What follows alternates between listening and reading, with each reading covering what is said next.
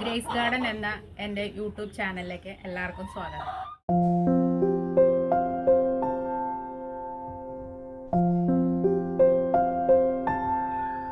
കണ്ണിന് പൊന്നായ പൊന്നാങ്കണി ചീരയാണ് ഞാനിന്ന് പരിചയപ്പെടുത്തുന്നത്. ഇത് ഏത് കാലാവസ്ഥയിലും നമുക്ക് കൃഷി ചെയ്യാവുന്ന ഒരു ചീരയാണ് പൊന്നാങ്കണി ചീര. തമിഴ്നാട്ടിലും കർണാടകയിലും ആന്ധ്രാപ്രദേശിലും വാണിജ്യ അടിസ്ഥാനത്തിലാണ് ഇത് കൃഷി ചെയ്യുന്നത്. നമ്മുടെ കേരളത്തിലും ഇപ്പോൾ ധാരാളമായി കൃഷി ചെയ്തു വരുന്നുണ്ട്.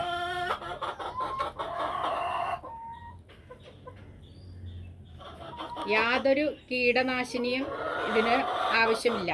കാരണം ഈ ചീരയ്ക്ക് ഒരു കീടശല്യങ്ങളും ഉണ്ടാവില്ല.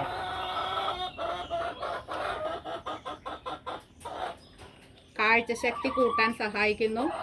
എന്താണെന്ന് വെച്ചാൽ ഇതിൽ ധാരാളം വൈറ്റമിൻ എ അടങ്ങിയിട്ടുണ്ട്. അതേപോലെ B1, vitamin B1, B2, vitamin C എന്നിവയും സമൃദ്ധമായി അടങ്ങിയിട്ടുണ്ട്. അതുപോലെ തന്നെ beta carotene, protein, iron, fibre, carbohydrate എന്നിവ സമ്പന്നമാണ് നമ്മുടെ ഈ പൊന്നാങ്കണി ചീര.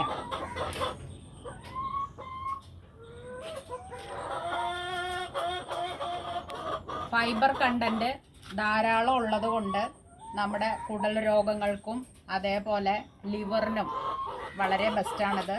മ്യൂക്കസ് മെമ്പറൈൻ ഉണ്ടാകുന്ന ഇൻഫ്ലമേഷൻ കുറയ്ക്കുന്നതിനും പൊന്നാങ്കണി ചീര വളരെ നല്ലതാണ്. അതുകൊണ്ട് ഈ വിട്ടുമാറാത്ത ചുമ, കഫക്കെട്ട് അതിനൊക്കെ നല്ലതാണ് പൊന്നാങ്കണി ചീര പതിവായി കഴിക്കുന്നതുകൊണ്ട്. പക്ഷേ കിഡ്നി പേഷ്യൻസും അതേപോലെ കിഡ്നി സ്റ്റോൺ കംപ്ലൈൻ്റ് ഉള്ളവരും ഇത് പതിവായി കഴിക്കുന്നത് അത്ര നല്ലതല്ല. കാരണം ഇതിൽ കാൽസ്യം ഓക്സലേറ്റ്സ് ധാരാളം അടങ്ങിയിട്ടുണ്ട്. അങ്ങനെയുള്ള പേഷ്യൻസ് ഡോക്ടറുടെ നിർദ്ദേശപ്രകാരം മാത്രം കഴിക്കുക. പൊന്നാങ്കണി ചീര നമ്മൾ നടുന്നത് എങ്ങനെയാണെന്ന് വെച്ചാൽ ഇതിൻ്റെ ഇളം തണ്ടുകൾ ഒടിച്ചാണ് നടുന്നത്. ഇതുപോലുള്ള ഇളം തണ്ടുകൾ നമ്മൾ തണലത്താണ് ചീര നടുന്നതെങ്കിൽ ഇതുപോലെ പച്ച കളറിൽ ഇലക്കിത്തിരി വലുപ്പത്തോടു കൂടിയാണ് വളരുക. എന്നാൽ വെയിൽ കൊള്ളുന്ന ഭാഗത്താണ് ഈ ചീര നിൽക്കുന്നതെങ്കിൽ ഇളം ചുവപ്പ് നിറത്തോടു കൂടിയ തണ്ടും അതുപോലെ ഇലയ്ക്കും ഒരു ചെറിയ ചുവപ്പ് കളറുണ്ടാകും.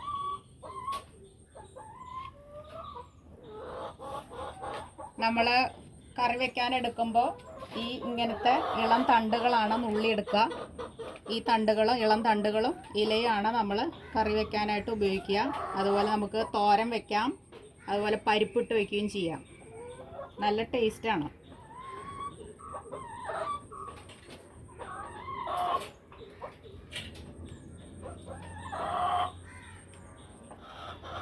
പൊന്നാങ്കണി ചീര നടുന്നത് എങ്ങനെയെന്ന് നമുക്കൊന്ന് നോക്കാം. ഇതേപോലുള്ള ചെറിയ തണ്ടുകളാക്കി ഒടിച്ചെടുത്ത് ഇങ്ങനെ നമുക്ക് നട്ടു കൊടുക്കാം.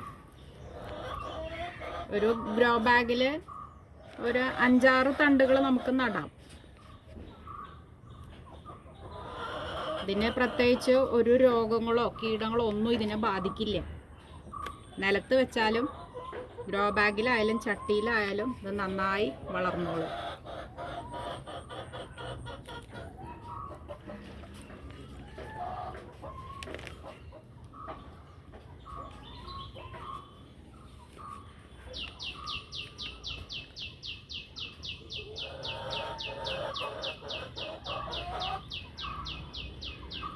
നമുക്കിനി അല്പം വെള്ളം തളിച്ചു കൊടുക്കാം.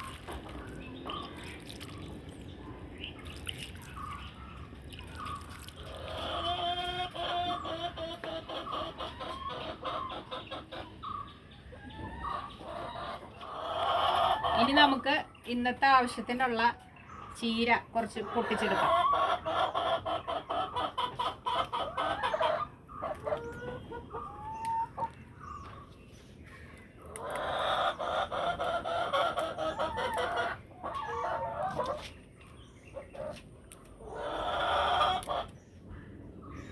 ഇതിൻ്റെ ഇളം തണ്ടുകൾ ഇങ്ങനെ നുള്ളി എടുക്കട്ടെ ചെയ്യാം നമുക്ക് കൂട്ടാൻ വെക്കാനേ.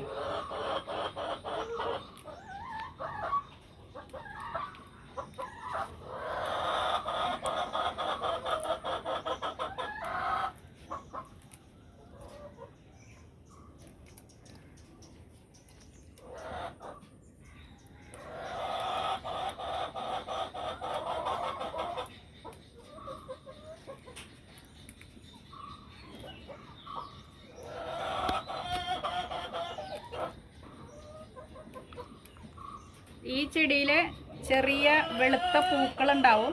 അതിൽ നമ്മുടെ സാധാ ചീര വിത്ത് പോലെ തന്നെ ചെറിയ അരികളുണ്ടാവും. വിത്ത് വീണും തൈകളുണ്ടാവാറുണ്ട്.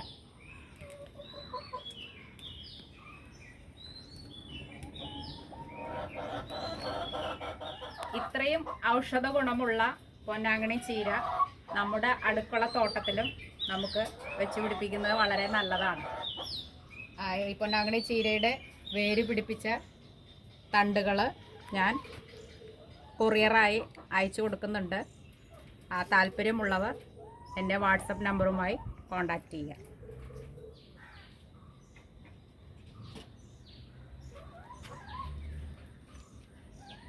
മറ്റൊരു വീഡിയോയുമായി നമുക്ക് വീണ്ടും കാണാം.